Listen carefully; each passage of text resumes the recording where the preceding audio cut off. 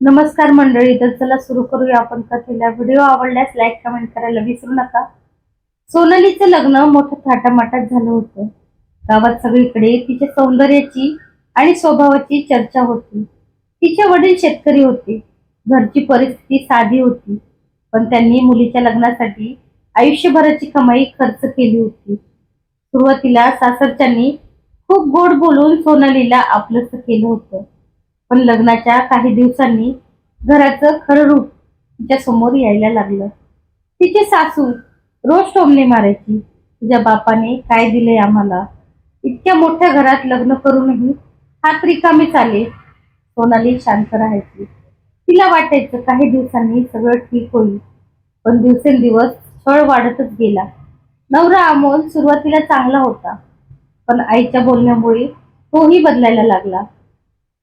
तो रात्री उशिरा घरी यायचा आणि सोनालीशी नीट बोलायचाही नाही. एक दिवस सासऱ्यांनी स्पष्ट सांगितलं, तुझ्या माहेराहून 2 लाख रुपये आण, नाहीतर या घरात सुखाने राहता येणार नाही. हे ऐकून सोनालीच्या पायाखालची जमीन सरकली. तिच्या वडिलांकडे एवढे पैसे नव्हते हे तिला माहित होतं. ती रात्रभर रडत बसली, पण कुणालाच तिच्या अश्रूची किंमत नव्हती. दुसऱ्या दिवशी तिने आईला फोन केला, पण आईचा आवाज ऐकताच ती काही बोलू शकली नाही. तिला आपल्या आई वडिलांना अजून त्रास द्यायचा नव्हता. काही दिवसांनी अमोलने तिला मारायला सुरुवात केली. छोट्या छोट्या कारणांवरून तिच्यावर हात उचलला जायचा. सासू तर मुद्दाम भांडण काढायची, आमच्या मुलाचं आयुष्य खराब केलंस असं म्हणून ती सोनालीला अपमानित करायची. घरातलं सगळं काम सोनाली करायची, पण तरीही तिची किंमत नव्हती. सकाळपासून रात्रीपर्यंत ती काम करत राहायची. एक दिवस तिच्या हातून चुकून चहाचा कप फुटला आणि सासूने संतापून तिच्या चेहऱ्यावर गरम चहा फेकला. सोनाली वेदनेने ओरडली, पण घरात कुणालाच दया आली नाही. रात्री ती आरशासमोर उभी राहून स्वतःच्या भाजलेल्या चेहऱ्याकडे पाहत रडत होती. तिला तिचं जुनं आयुष्य आठवत होतं, जिथे ती हसत खेळत जगायची. लग्नानंतर तिच्या आयुष्यात फक्त वेदना उरल्या होत्या. काही दिवसांनी ती गरोदर असल्याचं समजलं. तिला वाटलं आता कदाचित घरच्यांचा स्वभाव बदलेल, पण उलट छळ अजून वाढला. सासू म्हणाली, आधी पैसे घेऊन ये, मगच या घरात तुझ्या मुलाला जागा मिळेल. सोनालीच्या डोळ्यात अश्रू आले. ती स्वतःसाठी नाही, पण आपल्या होणाऱ्या बाळासाठी घाबरू लागली. अमोलनेही तिला साथ दिली नाही. एक दिवस तर त्याने संतापात तिचा गळाच पकडला. सोनाली कसंबसं स्वतःला सोडवून खोलीत जाऊन बसली. त्या रात्री तिने पहिल्यांदाच आत्महत्येचा विचार केला, पण लगेच तिला आपल्या पोटातल्या बाळाची आठवण आली. मी हार मानू शकत नाही, ती स्वतःशीच म्हणाली. काही दिवसांनी तिचे वडील तिला भेटायला आले. त्यांनी मुलीच्या चेहऱ्यावरच्या जखमा पाहिल्या आणि त्यांचं हृदय तुटलं. पण सोनालीने खोटं हसत सगळं ठीक असल्याचं सांगितलं. वडिलांनी तिच्या डोक्यावर हात ठेवला आणि म्हणाले, मुली, काही त्रास असेल तर मला सांग. हे शब्द ऐकून सोनालीच्या डोळ्यातून अश्रू वाहू लागले, पण तरीही ती शांत राहिली. तिला आपल्या वडिलांना कमकुवत वाटू द्यायचं नव्हतं. एक दिवस अमोलच्या घरच्यांनी तिला माहेरी पाठवलं आणि सांगितलं की पैसे घेऊन आल्याशिवाय परत येऊ नकोस. माहेरी आल्यावर सोनालीची आई तिच्या गळ्यात पडून रडू लागली. सोनालीने पहिल्यांदाच सगळा अत्याचार सांगितला.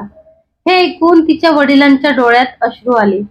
त्यांनी स्वतःला दोष द्यायला सुरुवात केली, पण सोनालीने त्यांचा हात धरला आणि म्हणाली, बाबा, तुमची चूक नाही. त्या रात्री सोनाली खूप विचार करत बसली. ती पुन्हा त्या नरकात जायला तयार नव्हती, पण समाज काय म्हणेल याचीही तिला भीती वाटत होती. गावात लोक आधीच कुजबुज करायला लागले होते.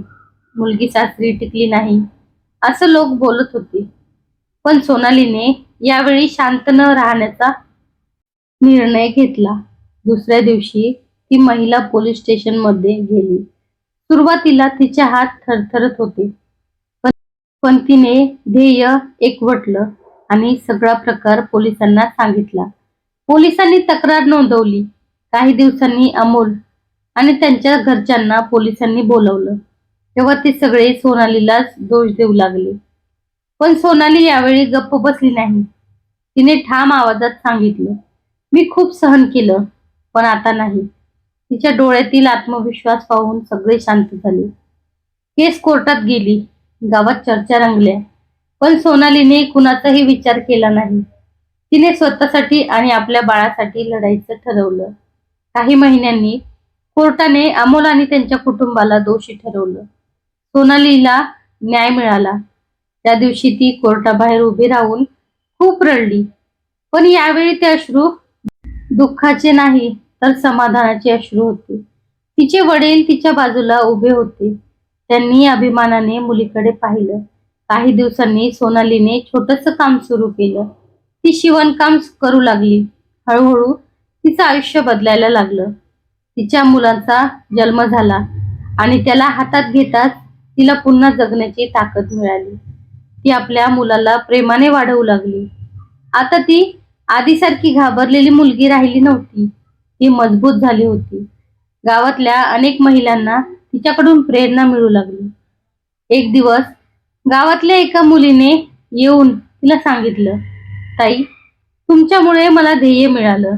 ते ऐकून सोनालीच्या डोळ्यात पुन्हा अश्रू आले. तिने ठरवलं की आता ती इतर महिलांसाठी आवाज उठवणार. तिने महिला बचत गटात काम सुरू केलं. ती गावोगावी जाऊन महिलांना त्यांच्या हक्काबद्दल सांगू लागली. ज्या समाजाने तिला कधी कमकुवत समजलं होतं, त्याच समाजात आता लोक तिचा आदर करू लागले. एक दिवस अमोल तिच्या समोर आला. त्याच्या चेहऱ्यावर पश्चाताप होता. तो म्हणाला, मला माफ कर सोनाली. पण सोनाली शांतपणे म्हणाली, माफीने सगळ्या जखमा भरत नाहीत. ती तिथून निघून गेली. तिच्या चेहऱ्यावर आता आत्मविश्वास होता. आयुष्याने तिला खूप वेदना दिल्या होत्या, पण त्या वेदनेनीच तिला मजबूत बनवलं होतं. रात्री ती आपल्या मुलाला जवळ घेऊन झोपली आणि अनेक दिवसांनी तिला मन शांती मिळाली. खिडकीतून येणारा गार वारा तिच्या चेहऱ्यावर येत होता. ती हसत होती, कारण अखेर तिने स्वतःचं आयुष्य स्वतःच्या हाताने उभं केलं होतं. सोनालीचं नाव आता फक्त गावातच नाही तर आसपासच्या अनेक गावात पोहोचलं होतं. तिच्या संघर्षाची गोष्ट लोकांना प्रेरणा देत होती. ती जिथे जायची तिथे महिला तिच्याशी बोलायला यायच्या. काही जणी रडत आपली दुःख सांगायच्या. सोनाली प्रत्येकाचं शांतपणे ऐकून घ्यायची, कारण तिला माहिती होतं की मनातलं दुःख किती जाळत असतं. एक दिवस ती शिवणकाम करत बसली होती. तेव्हा तिच्या दारावर टकटक झाली. दार उघडताच समोर अमोल उभा होता. त्याचा चेहरा थकलेला दिसत होता. डोळ्यात झोप नव्हती. तो हळू आवाजात म्हणाला, मला तुझ्याशी बोलायचंय. सोनाली काही क्षण शांत राहिली, पण मग तिने त्याला आत बसायला सांगितलं. आरव खेळत होता. अमोल त्याच्याकडे पाहतच राहिला. आपल्या मुलाला इतक्या दिवसांनी पाहून त्याच्या डोळ्यात पाणी आलं. तो म्हणाला, मी खूप चुकीचा होतो सोनाली. आईच्या बोलण्यावर मी सगळं बिघडवलं. सोनाली शांतपणे ऐकत होती. तिच्या मनात जुन्या आठवणी पुन्हा जाग्या होत होत्या. ती म्हणाली, तुझ्या एका चुकीमुळे माझं पूर्ण आयुष्य तुटलं होतं. अमोल अमोल खाली मान घालून बसला.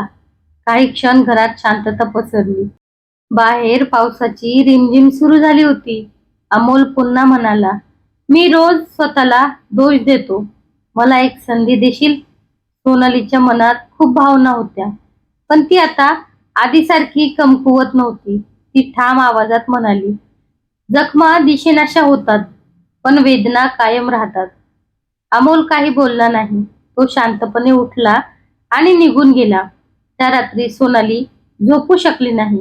तिला आपल्या भूतकाळाचा राग येत होता, पण कुठेतरी मनात अजूनही वेदना जिवंत होत्या. दुसऱ्या दिवशी ती महिला गटाच्या बैठकीला गेली. तिथे एक नवीन मुलगी आली होती. तिच्या चेहऱ्यावर मारहाणीचे निशाण होते. ती रडत म्हणाली, ताई, मला जगायचंच नाही. सोनालीने तिचा हात धरला आणि स्वतःची कहाणी सांगितली. ती म्हणाली, मी सुद्धा एकेकाळी हार मानायचा विचार केला होता, पण आज बघ, मी स्वतःसाठी जगते. त्या मुलीच्या डोळ्यात आशेची चमक दिसली. दिवस पुढे जात होते. सोनालीचं काम वाढत होतं. तिने गावात छोटस प्रशिक्षण केंद्र सुरू केलं. गरीब महिलांना ती मोफत शिवणकाम शिकवू लागली. तिच्या या कामाचं कौतुक जिल्हाभर होऊ लागलं. एक दिवस तिला शहरातल्या मोठ्या कार्यक्रमासाठी बोलावणं आलं. स्टेजवर तिचा सत्कार झाला. लोक टाळ्या वाजवत होते. सोनालीच्या डोळ्यासमोर तिचं जुनं आयुष्य फिरत होतं. एकेकाळी जी मुलगी भीतीने रडायची, ती आज लोकांसमोर आत्मविश्वासाने उभी होती. कार्यक्रम संपल्यानंतर एक पत्रकार तिच्या जवळ आला आणि म्हणाला, तुमच्या आयुष्यातला सर्वात कठीण क्षण कोणता होता? सोनाली काही क्षण शांत राहिली आणि मग म्हणाली, जेव्हा मला वाटलं होतं की माझं आयुष्य संपलंय, पण खरं तर तिथूनच माझी नवीन सुरुवात झाली. तिचं उत्तर ऐकून सगळे शांत झाले. रात्री ती घरी परतली तेव्हा आरव झोपलेला होता. ती त्याच्या जवळ बसली आणि त्याच्या केसावरून हात फिरवू लागली. तिच्या चेहऱ्यावर हलकसं हसू होतं. अचानक तिचा फोन वाजला. फोन अमोलचा होता. काही क्षण ती फोनकडे पाहत राहिली आणि शेवटी कॉल उचलला. तिकडून रडण्याचा आवाज येत होता. अमोल घाबरलेल्या आवाजात म्हणाला, बाबांना हार्ट अटॅक आलाय. हे ऐकून सोनाली हादरली. काही क्षण तिला काय बोलावं कळलंच नाही. बाहेर पुन्हा जोराचा पाऊस सुरू झाला होता आणि तिच्या आयुष्यातलं आणखी एक वादळ दाट ठोकावत होतं.